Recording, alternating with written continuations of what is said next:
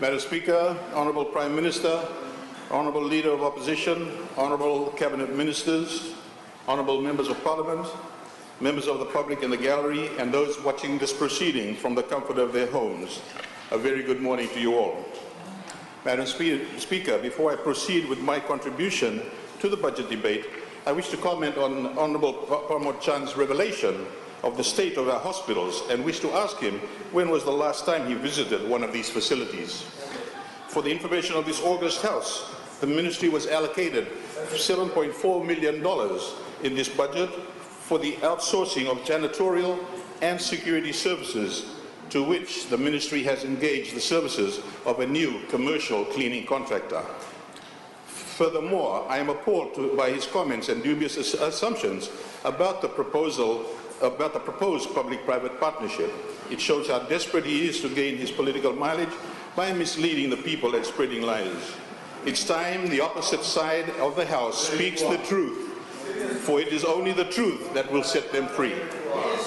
This cheap political ploy, implanted by some of their own self-interest, will not deceive the general public,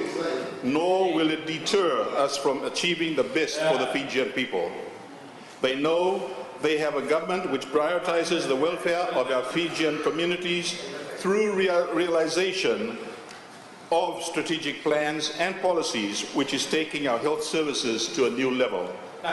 Madam Speaker, the government, through the public-private partnership, is committed to broaden the new range of new medical services, including tertiary care,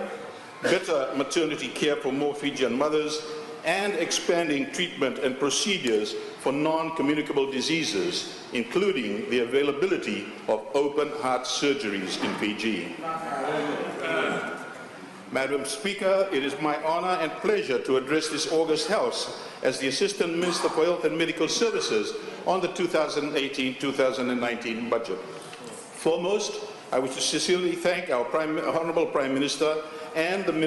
Honourable Minister for Economy for providing this comprehensive budget to the Ministry of Health and Medical Services that includes an increase of $13.9 million from the previous year.